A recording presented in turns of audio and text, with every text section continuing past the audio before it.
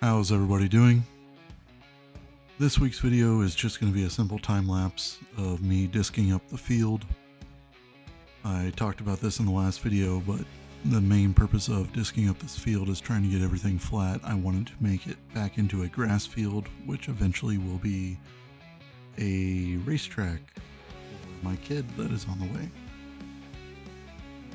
I figured during this time I'd just do a little bit of a look into myself and explain how I got here and what all my history is in a light detail package. So I have lived near this farm my entire life. It actually used to be my grandfather's farm. I went into the military. I did 7 years within the Air Force and was medically retired. And then when I moved back home, I moved into my grandfather's house, grandma and grandpa's house. My grandfather and my grandfather passed away before I was born. I was actually named after him, and my grandmother passed away when I was younger. And this house was rented out while I was in high school and in the military. After coming back home from the military, decided to move into this house and take over the property. I have been slowly working on the property my entire time of living here. Actually, my wife and I were married almost a year ago on this property. We have done a ton of work over the last 10 years. A lot of tree removal, a lot of painting barns, a lot of cleanup, a ton of cleanup. And part of it has always been getting something out that's been old and sitting around the property forever and getting it back up and running or using it again. If we didn't have any use for it, we tossed it out type of thing. This particular tractor that I've been working on, this 1949 Ferguson, was not on the property. It actually was a family friend that has been having a bit of health issues, wanted me to go ahead and take this tractor and see if we could use it. So this tractor was 2.5 miles down the road in a barn. It had been sitting for quite a while, obviously long enough to have the engine stick. And my wife and I took a gator down there, John Deere gator, with a push-pull bar and pulled it all the way home. And that's what started this YouTube series. I actually started this YouTube series so I could show that family friend that we were actually getting his tractor back up and running. And I figured I watch a bunch of YouTube. I'm personally a fan of a lot of car channels on YouTube like Vice Grip Garage, Cletus McFarlane, Junkyard Digs, those types of YouTube videos, and along with some other nerdy ones like Smarter Every Day, Minute Physics, stuff like that. I personally watch a lot of those types of YouTube videos. But a little bit more about myself. When I went into the military, I went in right after high school. I worked as a crew chief on F-16s within the Air Force. Basically, a crew chief is a mechanic. You were an owner of a jet and you took pride in it and took care of it. You didn't always crew just one jet. You mainly crewed the jets that needed to fly the next day, but you were assigned a jet to take extra care of. I did deploy to Afghanistan out of Hill Air Force Base, and I was also at Luke Air Force Base, and that is where I was medically retired. I have always been into mechanics my entire life. My father and I are, one of my fondest memories is that R10 that you see in the background every once in a while, or some people will call it a C10, but the only reason it's R10 is because it's fuel injected. That was the first small block Chevy I ever rebuilt with my father, and I was 5 years old. Even before joining the military, I did have some jet engine experience. We did this thing called tractor pulling, um, which we had a jet-powered Cub Cadet, the JFS Cub Cadet powered. JFS stands for Jet Fuel Starter. Basically, it's a small jet engine that started a bigger jet engine. And then when I was older and 16, late 15 going into 16, I tractor pulled a mini rod that had a T-53 Lycoming engine, which is a turbine engine out of a Huey helicopter. So it was not thrust propelled. Either tractor was not thrust propelled. They were shaft driven, the same way the JFS would have started the big engine through a gearbox, and the Lycoming engine would have spun the blades on the helicopter through its gearbox. Working on jet engines made me want to go into the Air Force. After being in there and after being medically retired, I got out and found myself a civilian job. I was in leadership for quite a while, even though I started out on the floor as just a normal warehouse associate on the floor working automated equipment. I went up into leadership pretty quickly. Then I jumped over to a new company, continued my leadership, and then ended up into an engineering role for a labor management program.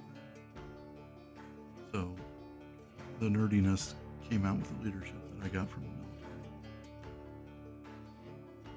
military. That has never taken away from me loving to turn wrenches.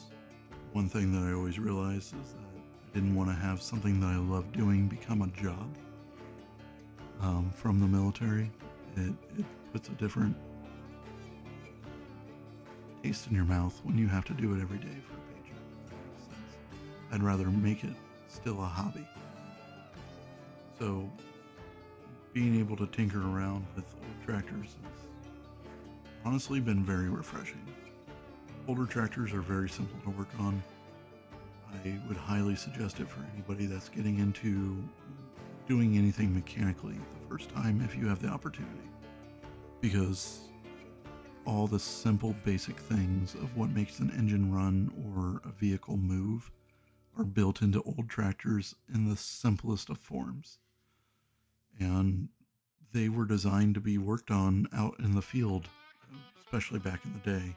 Modern tractors not so much, but your 40s, 50s, somewhat 60s tractors were definitely built that if they broke down in the field, you fixed it in the field. There wasn't a tow truck to come pick up your tractor and take it to a dealership. So these tractors were designed to be worked on. So that has been very refreshing. I have been working towards getting this field ready for this next coming spring. I plan on laying down grass seed and getting everything growing back there over the next couple of years.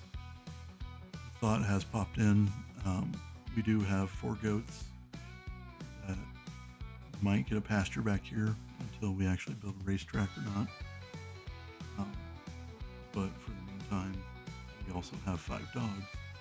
This is an awesome yard for us to go take the dogs around. So with that, it's just nice to have the peace of mind back from being a field. We didn't personally farm it ourselves. We rented out the field. And it just seemed like something that I wanted back from having to just basically babysit it. But again, I started this YouTube series just to get a documentary, I guess, of me working on this tractor. And hopefully, I guess, if it helped anybody else down the line that they needed help at seeing what exactly I did to fix my tractor compared to what they are having in their situation. I'm a very firm believer in YouTube University.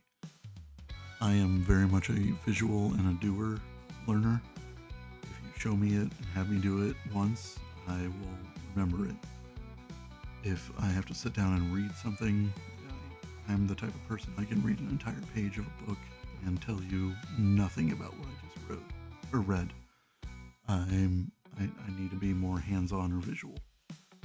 So YouTube YouTube University for the win.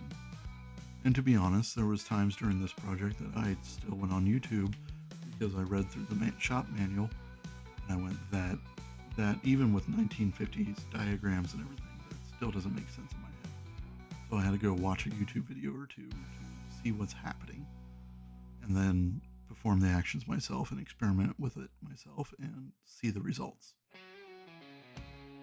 So I highly encourage anybody, if you have questions or anything like that, I might not personally have the answer, but somebody in the comment section might. Or I can direct you towards a video that might have the answer for you in a better instructional sense than what I have. But that's what I would like this channel to be, is basically just me tinkering around with older tractors or vehicles. I do have a 63 Biscayne that I would like to get up and running. That was my great-grandfather's. My wife, she has a John Deere Model A that's basically parade ready. That would be great to get back up and going again. It has an awful knock while it's running, which tells me that's a flywheel that might be loose or out of its tolerance on how much room it's moving, because John Deere Model A's flywheel is basically end cap to the crank to hold it in place. So that will probably be coming up in a future video here soon, just because that's a pretty simple fix. So, anywho, I think I've rambled long enough and had a time lapse long enough. Hopefully you enjoyed this video, getting to know a little bit more about me and what my vision is for this channel. And hopefully next week we have more of a project to do. I know that I have a few things I want to still do with the Ferguson that I've been calling Fergie. That makes me think of Fergalicious, which sadly I know all the words to. Or if we're going to start a new project. Wouldn't mind subscribing, commenting, liking. Of course, those always help. But if not, I totally understand. I will hopefully see you guys next week.